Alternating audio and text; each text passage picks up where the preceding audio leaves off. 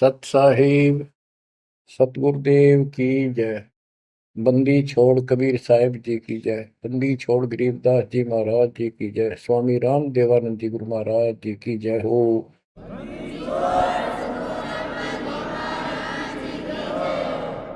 सर्व संतों की जय, सर्व भक्तों की जय, धर्मी पुरुषों की जय। श्री काशी धाम की जय, श्री सुब्राणी धाम की जय, श्री क्रोथा धाम की जय, श्री बरवाड़ा धाम की जय। सत साहिब परम पिता परमात्मा कबीर जी की असीम मृदा से बच्चों, आज आपको अपने घर का पता चला। ये अरहट वाले कुएं में, ये अरहट का कुआ लोई या गलबंदा है सब कोई, कीड़ी कुंज पर अवतारा, हर हट डोरी बंधे कई बारा। इस हर हट जैसे कुएं में बहुत बार चक्कर काट चुके हो। अब इस झंझट से छूटने का समय आ गया। आप किसी से पूछ लो, कोई भी मरना नहीं चाहता, पर सबको पता यहां रह भी कोई नहीं गा। यह समस्या क्यों है? ये इसलिए है कि अब मृत्यु अच्छी चीज नहीं, सबसे घटिया ये है। फिर उम्र दोस्त था, जब तक जवान रहता है रोजी रोटी के चक्कर में उलझा रहा है, बस की बात नहीं। यहाँ की व्यवस्था ऐसी है, छोटे छोटे बच्चे होंगे, उनके पालने के लिए मर मिटता इंसान, और करना पड़े। देखे जहां भूखे बैठे, तो ये मजबूरी है अपनी। और फिर सारा जीवन बच्चों को पाल पोस कर पढ़ा कर शादी कर दी, उनके बच्चे हो गए। बच्चों, अपना कर्म के साथ जीव आप बैठे। बच्चे कितने अच्छे हों, कितनी अच्छी बहू आ जा पुत्रवधु, लेकिन कर्म में दुख है तो कोई न कोई इसी आंट चला देगा काल। वो चाह कभी आप उसकी मदद नहीं कर पाओगे, उसके कर्म ना करने दे। जैसे आपको बताया, या फिर कोई ऐसी बीमारी हो जाएगी, बच्चे भी, बेटा भी, पुत्र वधु भी दोनों बैठ कर रोने जाएंगे और वो चिल्लाए जा। सास या ससुर कोई भी है, वो कर्महीन इंसान दुख पावेंगे। वो दवाई भी जो आ सके हैं अच्छे हॉस्पिटल में ले जाएंगे, लेकिन उस दुख उस दर्द 2900 न कौन मिटा होगा। बच्चों, बहुत बार समझा लिया आपको, कभी आंख नहीं खुलने देता यो काल। केवल सतगुरु शरण में आने से इस काल का प्रभाव हट जाता है कुछ समय के लिए। और तब ये बातें अच्छी लगती हैं, ना कोई गाना, ना कोई बेंजू बजे, ना कोई अच्छा सुर निकाल ले जाते। केवल ये परमात्मा की अमर कथा सुनाई जाती है, उस दाता की बोली, उस कबीर परमात्मा की महिमा सुनाई जाती है। और धीरे धीरे जब पाप कम होते चले जाते हैं, यह इतनी अच्छी लगती है। बस गाने सुना करते बकवादी एक अन्य के लिए लगते हैं इनके सामने। तो पाप कर्म जितने कटते चले जाएंगे, इतने ही ये आत्मा का आहार इसे अच्छा लगने लग जाएगा। ये बहुत सी घटनाएं सारे घट रही हैं, पर एक आधा सुनाने से सभी समझ में आ जाती है। एक व्यक्ति को अधर्म मार गया, पैरालिसिस होगा, और उसके 4 एकड़ जमीन थी, उन्हें 16 एकड़ बढ़ा दी। सारी जिंदगी मेहनत करी खूब, कंजूसी के साथ। भगवान को जाने कौन था, कोई सुनता ही नहीं भगवान के बारे में। तो उसको 4 लड़के हो गए, चारों की शादी कर दी, चारों अलग अलग हो गए। उसको पैरालिसिस हो गया। अब उसको कोई नहीं उठा उन चारों में था, और बच्चे उसके पास से निकल जा। गांव के व्यक्तियों को पता चला, वो आए, उन बच्चों को समझाया, भाई बाप है, इसने कितना कुछ किया तुम्हारे लिए, कुछ तो शर्म करो। तो एक ने शर्म के मारे कुछ 10-5 दिन करी सेवा, फिर छोड़ दी। फिर उनके रिश्तेदार बुलाए, पंचायत हुई। रिश्तेदारों ने ये कर दिया भाई, इसके 16 किल्ला ने 5 हिस्सा में बांट दो,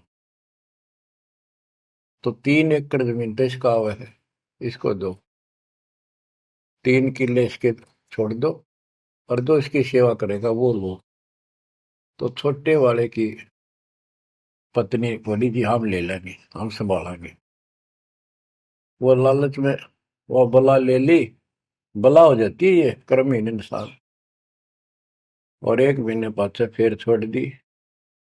फिर गांव के व्यक्ति आए, मेरा भाई क्यों नहीं संभालते तुम? वह बोलिए किले भी ले लो, मारो बस का कोई सबके बीच में। तो गांव के लोगों ने एक नौकर किया, 3 एकड़ जमीन में से उसका जो खर्चा वर्ता उसको ध्यान लगे। तो जब वो पंचायत हो रही थी, बताओ था एक आदमी, और हमने देखा कई जगह ऐसी घटना घटी। तो जब वो पंचायत में आ रहे थे, रिश्तेदार आ रहे थे, वो खाट में पड़ा पड़ा नाड़ नाड़ हल्ला, और पोता आ गया उसका। उस पोते ने इतनी दूर खड़ा था वो, 5-7 फुट, नो करा नाड़ का नहीं, अकबर आजा, आजा लाट कर भाई नो, नाड़ नाड़ लर्ज की नो दिखा कर मैं इस पे प्यार करना चाहता हूँ, और वो दूर बात।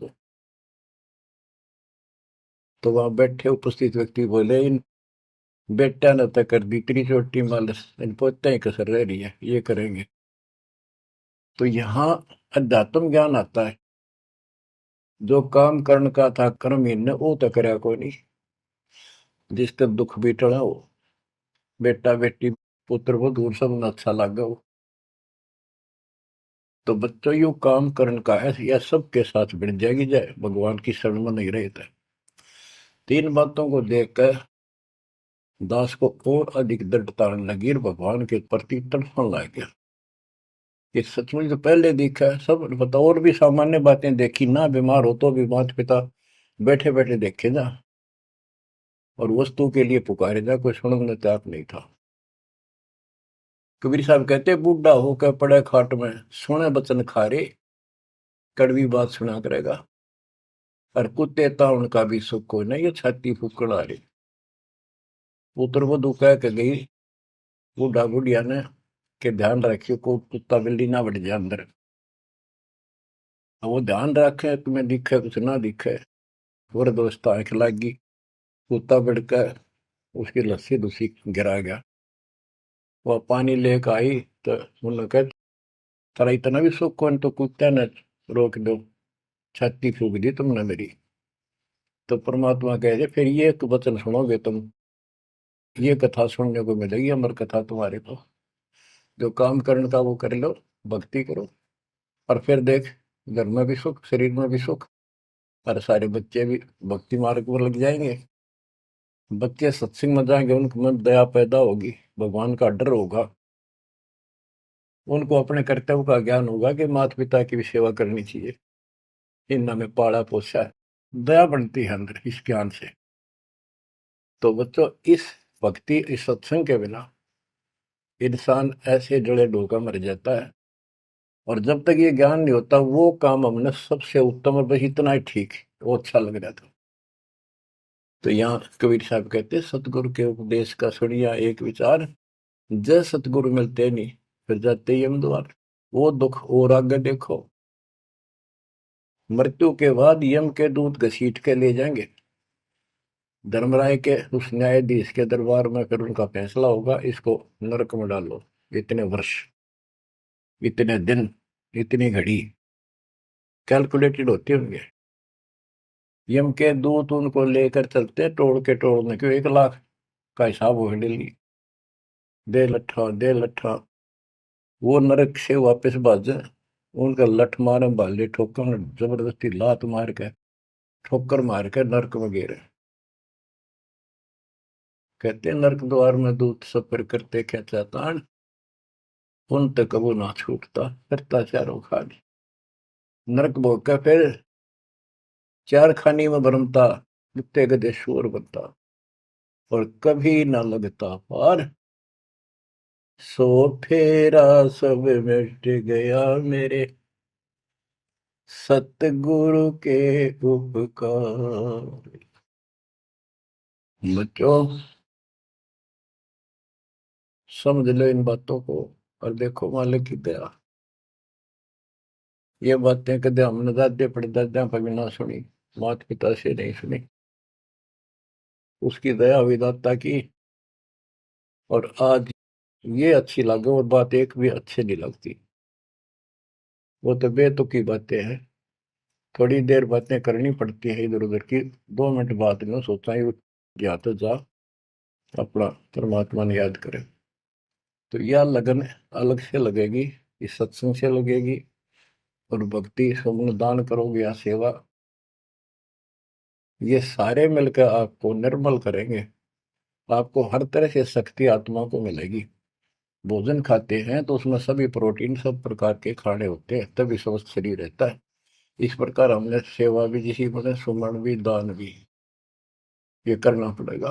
और मर्यादा का निर्वाह परहेज भी रखने पड़ेंगे, तभी आत्मा स्वस्थ होगी, मोक्ष प्राप्ति योग्य होगी। बच्चों, धन है आपके माता पिता जिनसे जन्म हुआ। आपकी किस्मत को अगर व्याख्यान करने लगो, आपकी किस्मत का वर्णन करो, कोई शब्द नहीं दास के पास। इतनी अच्छी किस्मत लेकर जन्मे हो तुम। आपका मनुष्य जीवन इस समय, मनुष्य जीवन के बाद फिर आपको शरण मिल गई। गजब अजब बात तो यह है कि आपको शरण मिल गई। आप देखो, नाम लेने तो पहले आप किस स्थिति में थे, क्या करा करते, सारा दिन कोहरे डले डोला करते। और मजदूर, काल के मजदूर थे, बस पेट के मजदूर, माचे माचे अंडा थे। कोई भी अच्छा काम चाह कर भी नहीं कर पावा थे। आत्मा भी अच्छी थी, था आपकी नर्म भी थे, दया थी, भाव था, सारा था, भगवान की चाह भी थी। पर ऊपरली सी थी, काम चलाऊ सा था। और नाम लेने से पहले जब आपने स्टार्ट किया इस मार्ग को, देख मन कितनी बगावत करे था। ये कैसे हो सकता है, ऐसे कैसे हो सकता है, हमने तो ये पूजा की, हमने ये देखा, ये सुना। तो काल ने परमात्मा से पहले कहा था कि तुम्हारा जो हंस जाओगा ज्ञान बताने के लिए, उससे पहले कहते देवी देव धाम तो दुआओ, तीर्थ व्रत और ये झूठे जब तब मन लाओ। इस तरह की सारी शास्त्र साधना से इनको इतना मूर्ख बना दूंगा कि कोई भी उसके ज्ञान को सुनेगा नहीं। जाओ योग जीत संसारा, जीव न माने कहा तुम्हारा, जीव तुम्हारा कहा न माने, हमारी ओर हो बात बखाने। हमारी ओर होकर बात विवाद करेंगे तुम्हारे साथ। बच्चों, इन बातों को याद रखो।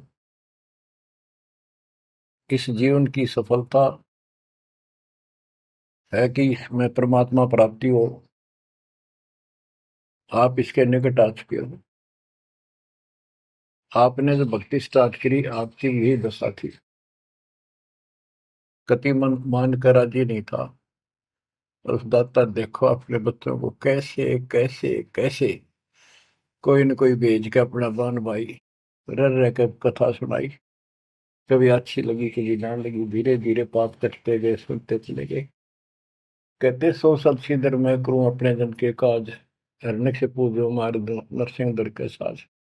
इब्राहिम सुल्तान के साथ कितने खाड़े कर दिए, कितना पीछे पड़ गया जाता अपने बच्चे को नरक से निकालने के लिए। यही दशा अपनी थी। उस दाता ने कोई न कोई कारण बना के अपने को राह दिखाया है। हरी बच्चों, समझो इस मार्ग को। क्योंकि ये कथा जो सारी सुनाई जाती है, ये आत्मा को सहारा देती है। ये आत्मा बहुत सतर्क हो जाती है, इन पर सब पर विचार करती है, तब इस मन को साइड कर देती है कि बस बहुत हो लिया। आप देखो क्या हाल है, कल न पशु बन जाओगे, और पहले पेरानी कितनी बार बन लिए। तो परमात्मा आपको बहुत लंबे समय से तैयार करते करते करते करते आ रहे और आप भी लगे रहे। जैसे भी जितना दाव लगा जिस जन्म में आप करके, फिर काल का प्रभाव ज्यादा था, नहीं पार बसाई छूट गया मार्ग। जो गुरुद्रोही हो जाते हैं ना, वो सदा के लिए खत्म हो जाते हैं। वो तो अरबों खरबों वर्षों तक धक्के खाओगे। आप विमुख होते रहे, जैसे राबिया विमुख हुई। स्टार्ट वहां से नहीं था उसका, बहुत पीछे से था, लेकिन भक्ति की चाह बनी रही बनी रही। दाता फिर मिलते रहे। परमात्मा कबीर साहब कहते हैं, मेल अठेला जाइयो, तीर्थ धाम पर भटकियो, मेले बड़ा मिलाप, पत्थर पानी पूजते कोई साधु संत मिल जाओ। जब तक भगवान नहीं मिला है, तब तक ये आस्था भी बनी रहनी चाहिए। इसलिए परमात्मा कुछ लोगों को जो संस्कार तो निकाह होता है, कोई मत्था टेक के किधर जाके, और कुदरती वो संस्कार आ जाता, उसकी आस्था बनी रहती है वहां पर, तो भगवान में चाह बनी रही। कई नरसिंह बन के इसने आना पड़ा।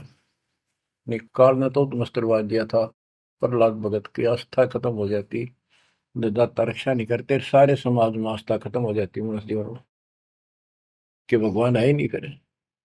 और ईशा दिखा दिया भगवान, आज तक याद है भगवान है। इसलिए हमारी चाह बनी रही परमात्मा के प्रति। तो बच्चों, परमात्मा की असीम रजा आपके ऊपर है। परमात्मा 600 साल पहले हमें राह दिखाने लगे थे, और उसी समय से आज तक बीच में अपने संत गरीबदास जी को बीच में मिले, इस भक्ति को फिर से जीवित कर गए, इस अध्यात्म ज्ञान को फिर से कभी खम्भ रोप गए। इनके माध्यम ये यथार्थ ज्ञान देख, और 300 साल से अमर ग्रंथ यहाँ पढ़ा करते थे गरीबदासी, गरीबदास के 12वें पंथ वाले। मेरे गुरुदेव के अतिरिक्त किसी के पल्ला नहीं पड़ा। उन्होंने दास को दिया ये खजाना, उसके बाद गहनता से इसका अध्ययन किया, आशीर्वाद उनका रहा। आज ये खजाना खोल दिया, गुरुदेव का आशीर्वाद, कबीर साहब का वचन, 5505 कलयुग बीत चुका, तो ये खेल तो होना ही था। और यह गंगा आएगी, मोक्ष करने वाली असली गंगा, ये है सत्संग। इसमें जो स्नान करेंगे, सत्संग सुनेंगे, मोक्ष तो इन आत्माओं का होगा। अब्राहिम सुल्तान को कैसे निकाला, उसके कोरडे तक खाए मालिक ने अपने बच्चे के, बता के लागत था, क्या नाता था उससे। अब यहाँ विचार कर लो, उसका हमारे से क्या नाता है, कितना गहन नाता है। वो हमारा पिता है, वही हमारी माँ है।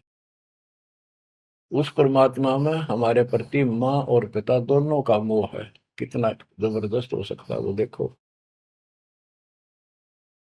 तुम अपनी गलती से फंस गए, पर वो बैठा उस पर भी नहीं जाता खाली, कि कुछ तो निकालो काल के जाल से। आप आंख खोलो, इस मार्ग को दृढ़ता से ग्रहण करो, बच्चों वाली बातें छोड़ देगा, सारा संसार एक तरफ हो जाए, आपने एक तरफ होना पड़ेगा। जैसे मीराबाई को कहा उसकी माँ ने, सत्संग में जाना मीरा छोड़ दे, आए मारी लोग कर तकरार, सत्संग में जाना मीरा छोड़ दे, सत्संग में जाना मेरा ना छूटे, सत्संग में जाना मेरा ना छूटे, तारी चाहे जड़ कमरो संसार, सत्संग में जाना मेरा ना छूटे। इस दशा में, इस स्थिति में आपको आना पड़ेगा। ये संसार साथ नहीं जाएगा, ये संसारिक व्यवहार आपका कति काम नहीं आऊगा। ठीक है, बेशर्म होना भी नहीं, जितना हम समाज में सहयोग कर सकते उस तरफ में रहना पड़ेगा। प्यार दें सबको, नमस्कार करें, बड़े छोटे की कदर करें, अच्छा व्यवहार करें, हेल्प करें, लेकिन जहाँ अपने भक्ति में बाधा हो उसका नमस्कार करे, हाथ जोड़ लें दूर थे। बच्चों, गरीबदास जी ने बताया है, गोरख से ज्ञानी गणे और सुखदेव दती जिहान, सीता सी गो भारिया संत दूर स्थान। पुण्यात्मो, आपको अध्यात्म सिलेबस, ये अध्यात्म का पाठ्यक्रम पढ़ाया जा रहा है, दास टीचर है, और इसको बार बार रटवाऊंगा, बार बार समझाऊंगा, क्योंकि टीचर सारा साल उस सिलेबस को रह रह कर रिपीट करवाया करे, तब बच्चों के आत्मा में, उसके मन में, बुद्धि में वो सेट होता है। तो बच्चों, आपको ये सिलेबस दास बार बार रिपीट कराएगा, और ध्यान से उत्सुकता से सुनते रहना। परमात्मा के ज्ञान को, सत्संग को सुनो, जब कति एकाग्र चित्त से सुनो। गरीब गोरख से ज्ञानी घने, सुख देव जति जिहान, सीता सी बहु भारिया संत दूर स्थान। अब आपको अमर ग्रंथ की अमर वाणी का कुछ अंश सुनाऊंगा। जैसे दास की बुद्धि काम करेगी, इसको सरल भी बनाऊंगा। गरीब, यज्ञ रची जब पांडव राजा, नो नाथो नहीं नादू बाजा, 84 सिद्ध रिद्ध सब मोहे, पूर्ण ब्रह्म ध्यान नहीं जो है।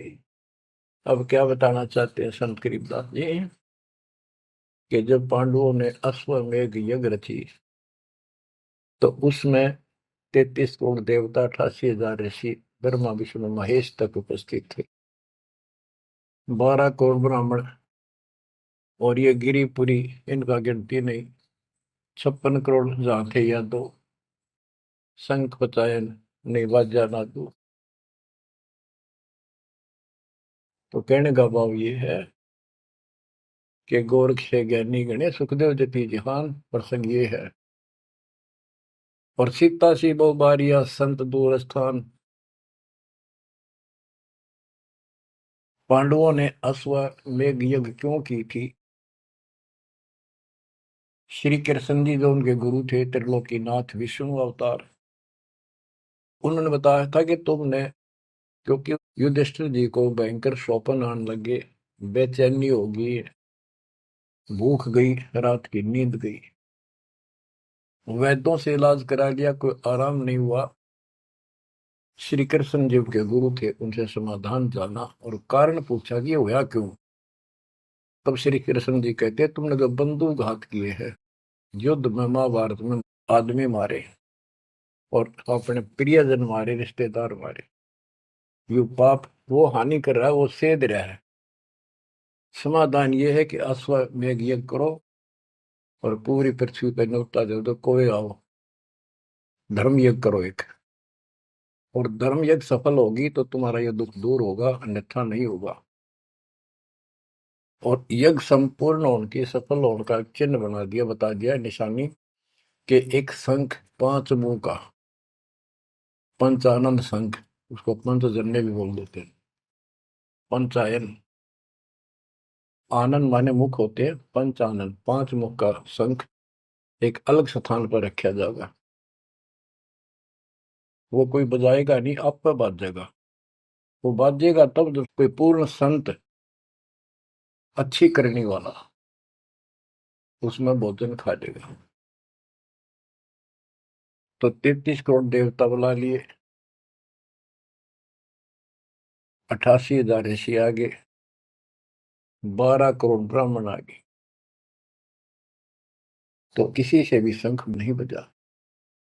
न्योता देने के लिए चारों पांडवों की चारों दिशा में ड्यूटी लाई थी, युधिष्ठिर ने छोड़ दिया कि भी न्योता दे का निमंत्रण दो। भीम का निमंत्रण देने की जो दिशा थी, ड्यूटी थी जिस साइड में, उसमें सुदर्शन नाम के एक सुपच, जिसे आजकल शेड्यूल कास्ट कहते हैं, उसमें सुपच कहते थे, और वाल्मीकि जाति में थे वो। भीम वहां गया। भीम ने उनको निमंत्रण दिया कि भगत जी हमारे वहां आइयो, और मैं युधिष्ठिर राजा का भाई भीम हूं, और ऐसे ऐसे हमने एक अश्वमेध यज्ञ रची है, आप आमंत्रित हैं। तब सुदर्शन जी ने कहा, सुपच ने, कि भीम तुमने तो इतना पाप कर रखा, कसाई भी फीका पड़ गया, तुमने ऐसा जुल्म कर दिया। वो बहन आज तक रो रही है, जो विधवा होगी सैनिकों की, उनके बच्चे टक्कर मार रहे हैं, माँ से पूछ रहे हैं पिताजी कब आएंगे छुट्टी। उनकी माँ एकांत में ज्यादा रो रही है, तुम बैठ के ठाठ कर रहे हो और तुम मौज कर रहे हो, तुम तो नरक में डाले जाओगे। मुझे बुलाना है, जो अश्वमेध तुम करने जा रहे हो, ऐसी अश्वमेध 100 का फल मुझे संकल्प करो, 100, तब मैं तुम्हारे जाके रोटी खाऊं, मैं कौन पड़े से नरक में। अब अहंकार था भीम को कि हमारी यज्ञ तो सफल होनी है, क्योंकि श्री कृष्ण जी रहे साथ। तो उस भगत को कहा कि तेने आना होता जी, फालतू ना बोले, कि तेरे बिना वह काम अड़ा है, हमारे कोई आंट नहीं लगती। तो सुदर्शन जी चुप हो गए, सकट और सवाल को उल्ट जवाब ना दे। जब उनका कति संपूर्ण नहीं हुआ, वो काम नहीं बना, 33 करोड़ यादव सारे आ लिए, सबने भोजन खा लिया। शंख नहीं बजा, जब एक दूसरे के मुंह को देखा, वो उपस्थित ऋषि संत देवता ये बतला रहे हैं कि इनके पाप गणे कर लिए इनने। शंख बजेगा कहाँ से, अपने ऊपर ना लेते। अब जैसे ये माया के अंग का प्रसंग है, वाणी वो चल रही है कि इस देवी ने, इस माया ने काल के दबाव में यहाँ सबको भ्रमित कर रखा है, सत साधना करने नहीं देती, शास्त्र साधना में डरे डुबावे। कर तो काल रहा है, लेकिन यह उसके दबाव में आ गई, या क्या करे, फंस गई, इसके साथ आके निकम्मे गए।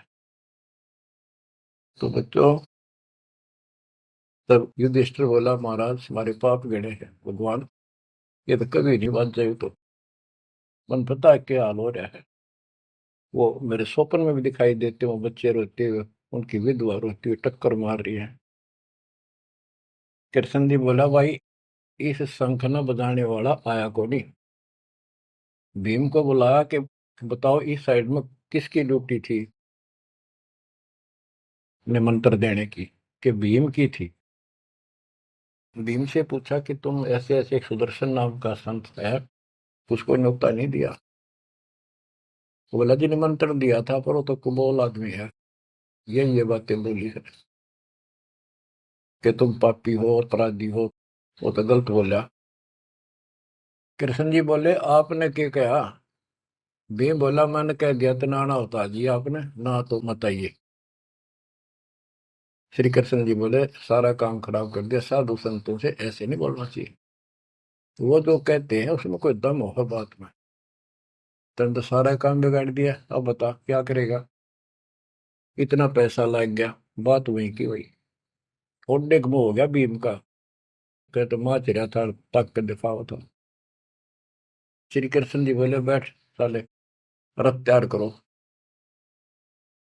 उस दौरान जब यह घटना घटी, उसमें परमात्मा करुणा में नाम से प्रकट थे कबीर साहब, और सुदर्शन उस करुणा में परमात्मा के बच्चे थे, शिष्य थे। सुदर्शन जी ने अपने गुरुदेव को जाके बताया कि महाराज ऐसे ऐसे वो भीम आया था, और मैंने उसको बोल दिया, भाई ऐसे ऐसे कर। परमात्मा बोले, बा वो यज्ञ तो उनकी पूरी हो को ना, उन तो वो सारे माया के पुजारी बैठे हैं, वह फिर आओगे, तू खिसक जाए यहाँ पे। सुदर्शन जी तो निकाल दिए, परमात्मा सुदर्शन रूप बनाकर बैठ गए। पांचों पांडव छठे कृष्ण जी गए 1 योजन 12 किलोमीटर दूर, रथ से उतर लिए और पैदल चल पड़े। जाके श्री कृष्ण जी ने दंडवत प्रणाम किया तो पांडव तापा मरे पड़े थे, पांचवा ने उन्होंने किया। तब सुदर्शन जी बोले, एक सुदर्शन जी कहूंगा मैं, क्योंकि ये फिल्म है, फिल्म में जो रोल जो करता है वही बोला जाता है। सुदर्शन जी ने कहा, आओ त्रिलोकीनाथ, कैसे आना होगा।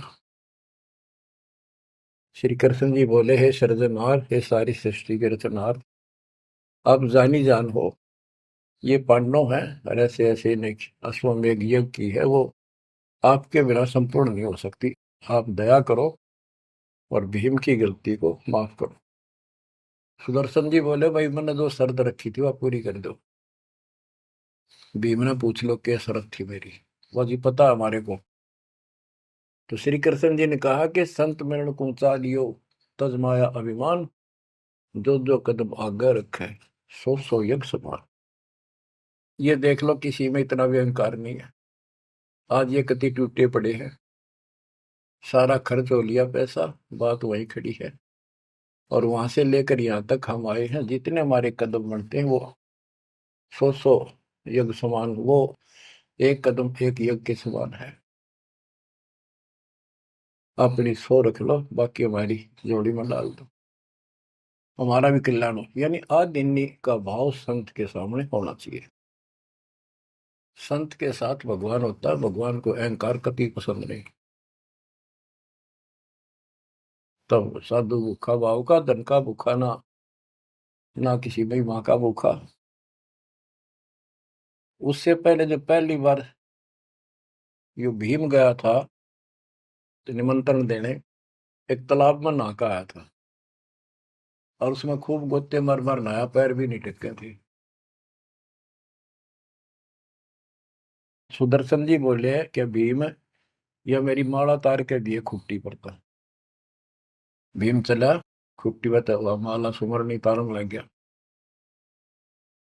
उस पर उतरी नहीं, टस से मस नहीं हुई, पसीने आ गए।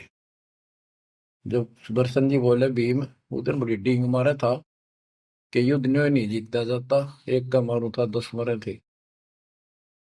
और ये माला ना उठी तेरे थे, छोड़ के आ गया, दूर खड़ा हो गया। उनको ये दिखाना भी जरूरी था कि कुछ है इसके पल्ले, ना तो उनके मन में फिर दूसरा देता। ऐसे हाथ किया परमात्मा ने, वाला अपने आप उठ के उनके हाथ में आ गई। धर्मदास या घना अंधेरा, बिन परचय जीव जम का चेहरा। अगर थोड़ा बहुत ना दिखाऊं अपनी शक्ति तो काल का बंधेरे मेरी तरफ आवे को नहीं। उस दिन तो बड़ी बात बोल रहा था भीम, और सुन ले, तेरे जैसे पहलवान बहुत होगा जाए लिए। जिसमें तू उस दिन स्नान करके आया था ना, वह खोपड़ी थी उस कुंभकर्ण की। खोपड़ी, ये सिर का ऊपर ऊपर का कटोरा, जिसमें तेरे पाँव भी न टेके, ऐसे ऐसे होकर जानिए बकवादी। भक्ति बिना बात नहीं बने बच्चों। तो जब परमात्मा यानी सुदर्शन जी रथ में बैठकर उनके साथ वहां पहुंचे, द्रौपदी ने देखा कि कौन सा है संत, पता चला यू एक केला यू है होगा। तो तभी उसके मत्था ठन गया कि इससे क्या होता, ये इतने ऋषि में ऋषि बैठे तपस्वी फलाना। फिर श्री कृष्ण जी ने कहा, द्रौपदी बढ़िया भोजन तैयार कर, संत खाना खाओगा तारा काम बनेगा। तो द्रौपदी ने सोचा, बढ़िया भोजन बनाऊं, कई प्रकार के पकवान बनाकर थाली में नारी नारी कटोरिया में रख कर दिए। और सुदर्शन जी जो है वह 5 ग्रास खाते थे। वो अपने मनमुखी होते, पर रोल उसी का करना था परमात्मा। ये कुछ भी करते रहो, भक्ति ठीक करो बस। तो उन सब में से थोड़ा थोड़ा मिला के इकट्ठा कर लिया, खिचड़ी ही बना ली, कति रला दिए कि सारे पकवान वहां मिल जाए और सबका भोग लग गया।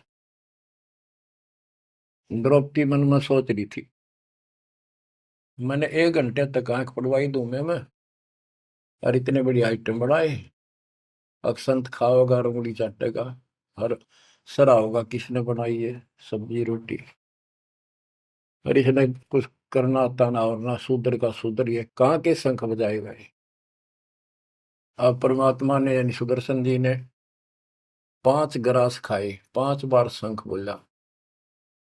वो युधिष्ठिर जी बड़े खुश हुए, कृष्ण जी से कह रहे आपने बड़ी दया करी, बड़े महापुरुष खोज के लाए, हमारा तो काम बढ़ गया। कृष्ण जी बोले नहीं बना,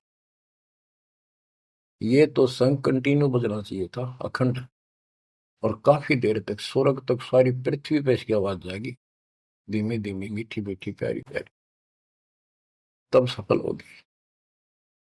युधिष्ठिर बोले हे भगवान अब कौन रह गया, किसको लाओगे। बोला भाई इस वाल्मीकि के बाल सब ना ही 3 लोग, ये के वाल्मीकि दिखे तुमने, इसके एक बाल के समान भी 3 लोग नहीं है, इतनी ताकत है इसमें, इतनी भक्ति की शक्ति है।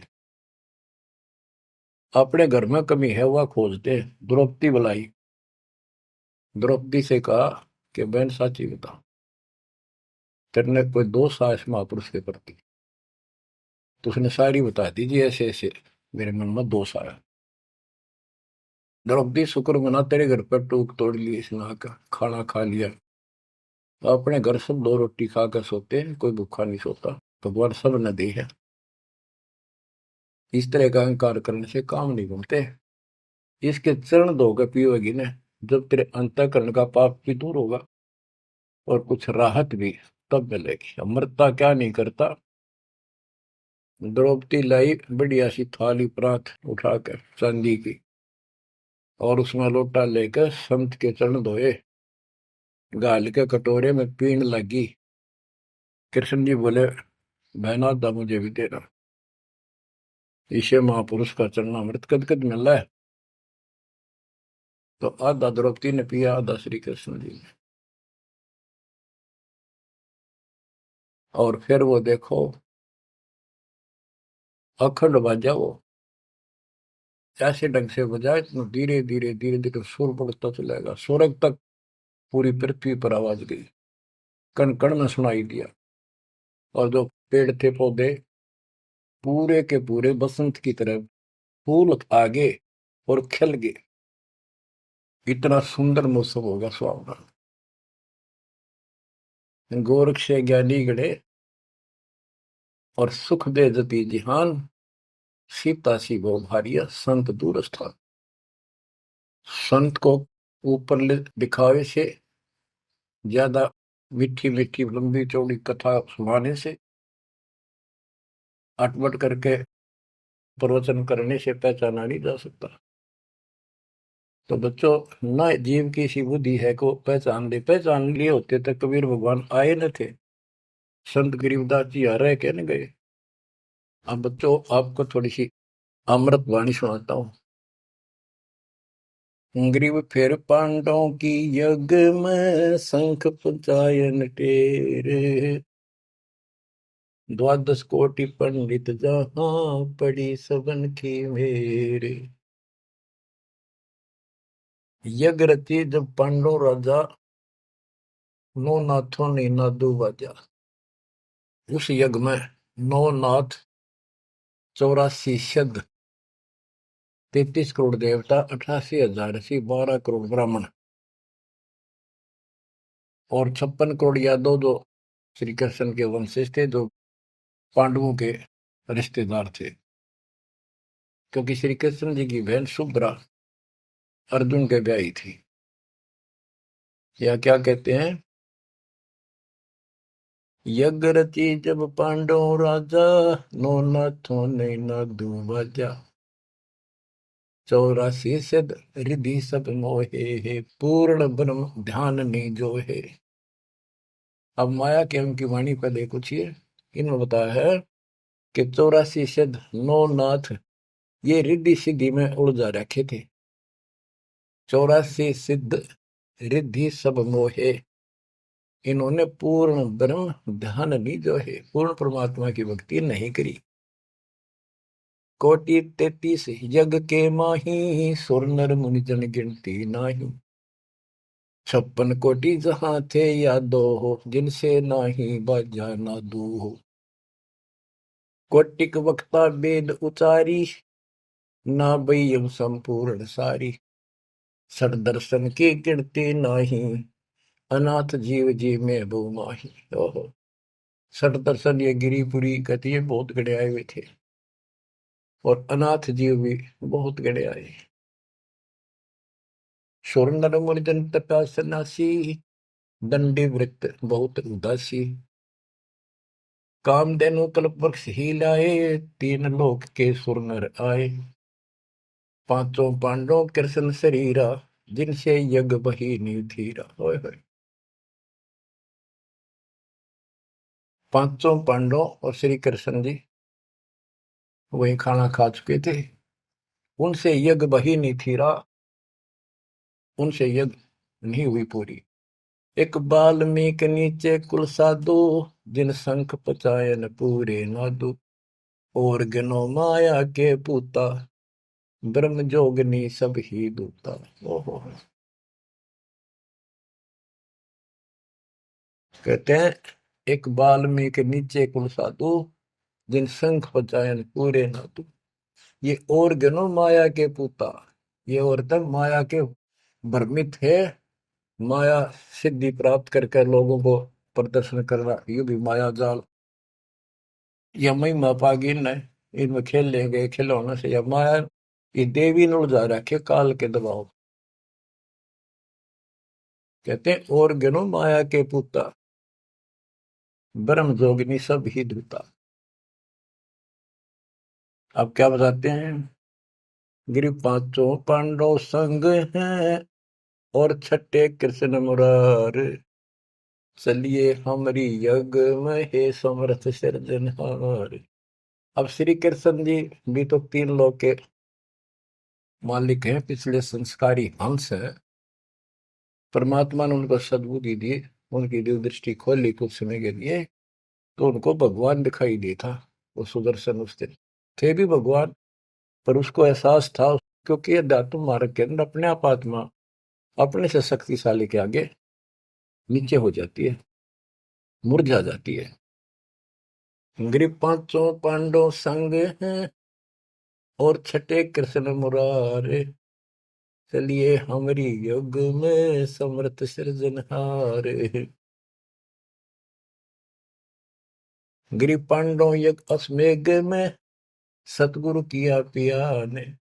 पांचों पांडव संग चले, और छठा भगवान। गिरि पांडव यज्ञ अश्वमेध में, वाल्मीक की बे।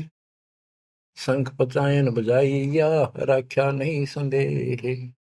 गिरिव सुपच रूप धर आइया, सतगुरु पुरुष कबीर। तीन लोक की मेदनी, सुर नर मुनि जन भीड़। कहते हो सुपुच का रूप धरकर स्वयं सतगुरु परमेश्वर कबीर जी आए, जहां पर तीन लोक की सेना बैठी थी मेदनी, या दुनिया भरी पड़ी थी। 33 करोड़ देवता, 88,000 शेरियो, 56 करोड़ यादव। 33 कोटि यज्ञ में आए, 688 सारे। 12 कोटि वेद के वक्ता, सुपच का शंख बजा रे।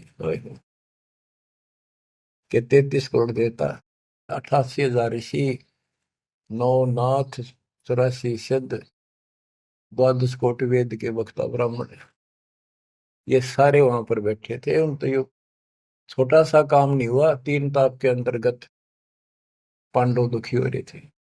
तुम कौन राम का जपते जापम, ताते कटे ना तीनों ताप। तो बच्चों, परमात्मा की आपके ऊपर असीम रजा है, आपको पूर्ण परमात्मा की भक्ति मिली, पूरा सतगुरु मिला, आपको मोक्ष दी दाता सच्चाई।